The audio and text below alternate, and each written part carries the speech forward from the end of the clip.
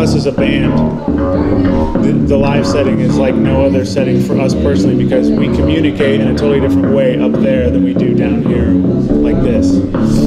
We talk a lot more up there than we do in general. During performing? Right. Okay, with words or with signals? With music. Oh, okay, okay. That's what I mean. Like, yeah. Okay. And it's neat that we're all proficient enough on our instruments that we have a wide range of language between us. We can do a lot of different stuff, which is good and bad sometimes. Sometimes it's bad. It's easier as a trio than when it was a quartet. It was a little harder. And when it's bad, is it you know it all three? Yeah, you can sort of tell. Because you speak the same language on stage. Is it a secret, or what did you have to have? No, it's not a secret. You know, it's Well, to be together as a band. Yeah, you have to have a certain understanding going in of certain basic premises. Like this section could go anywhere. We all sort of know that when you get to this section, it's excitement. Right. Yeah. Okay. And then other sections, you know, you want them to be structured and it's going to go a certain way, and this has to be the focus, and you have to lay back. I mean, everybody knows their place and within the music. You know what you can get away with. Are there those unsaid words? Or, yeah, they're sort of unsaid. When you structure the song, you sort of boundaries. There are boundaries, and you want the song, whatever that song is. You decide what you feel like best suits the song first. And then after playing it live a bunch, then you start to realize, well, I can do this here, and it really gets a tension to release kind of excitement type thing, which is what we do a lot. You build up a lot of tension, then you release it, and it feels really good. Over time, it becomes more extended. Right. So you learn the song more and more, or something, or you're getting in the song, in the soul, or whatever. And also, like it keeps it interesting.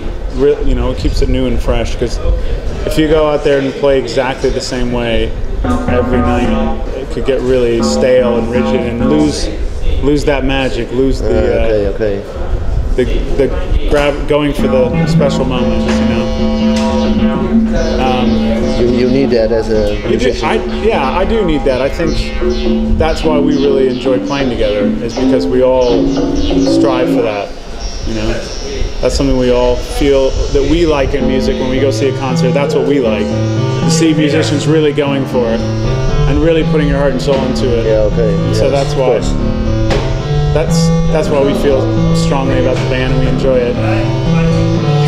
Okay. And hopefully it translates to the audience. You know, hopefully the audience feels that. And when you both feel that way, that's the best. Yeah, okay. That's the roof it. Of the building. Yeah.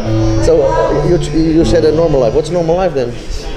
Right now, normal life for me is being a dad at home. Yeah, I heard it. You know, I'm just, it's quite different. You go out and you play a festival for 80,000 people, and then you come home and you're changing diapers. Mm-hmm. And it's all just you. And the clock seems like it's going a little slower.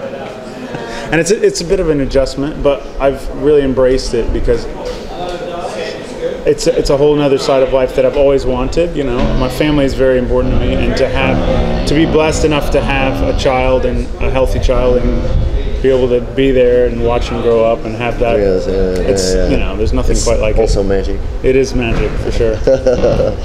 Okay, but does it affect your band life, or you it does affect our band life. It's just that's sort of life getting in the way. It's like it's something that you can't just ignore. You have to put it in its proper place, and so it's a balance. Like I said, yes. Everybody. Seaton's got a family. Joe's got a lovely girlfriend and a stepdaughter. So it's like, he's we're all adjusting to that, to trying to put the band in a place where we can experience that, and then come back to our normal stuff and give that its proper attention as well.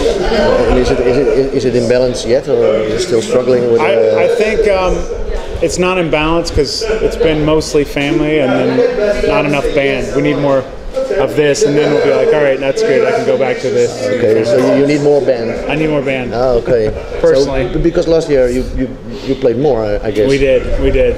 So how come? Well, Seaton just had another little boy, so he's got two little boys at home. So we've sort of been relaxing a bit, letting him have some family time. Yeah, We've been doing other things. I've been playing with other artists, just here and there, doing some sessions, and Joe's been playing in LA, doing his thing. So I mean, we'll always have music, even when you're at home. I still have music. I like to play with other artists, you know, just to play. Well, also performing or just? Yeah, performing, playing in jazz clubs and stuff. Little tiny clubs. Okay. It's great. Yeah, I can imagine. It is fun. It's really ultimately performing, and you know, all the special things that I described with this band.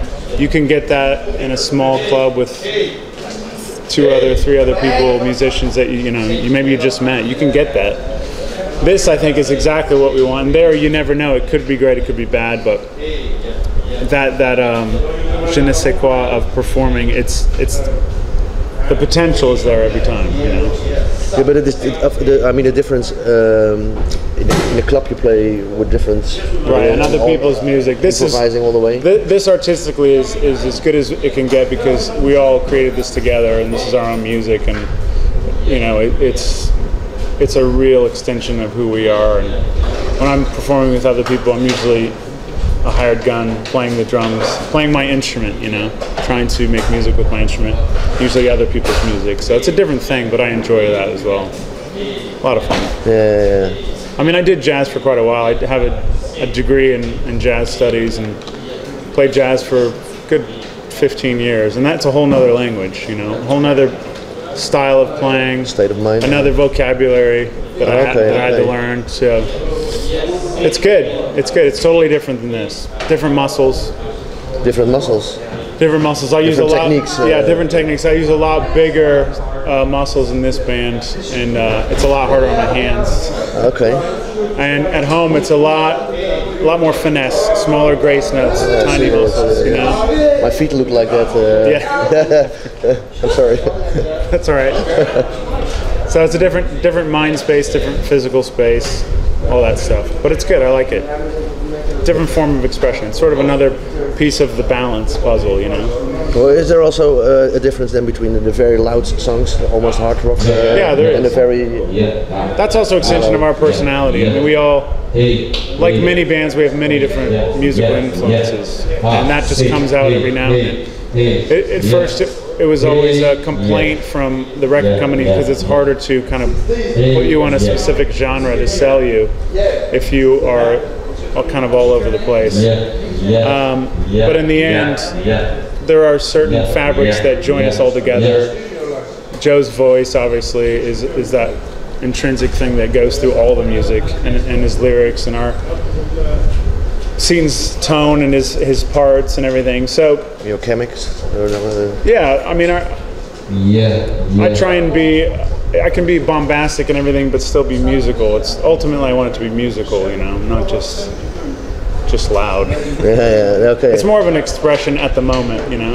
We all feel like it's that tension and release, and sometimes it gets to that, I can't stand it, and then it explodes into something, you know, whatever that is. Loud, soft, spacious, quiet, delicate.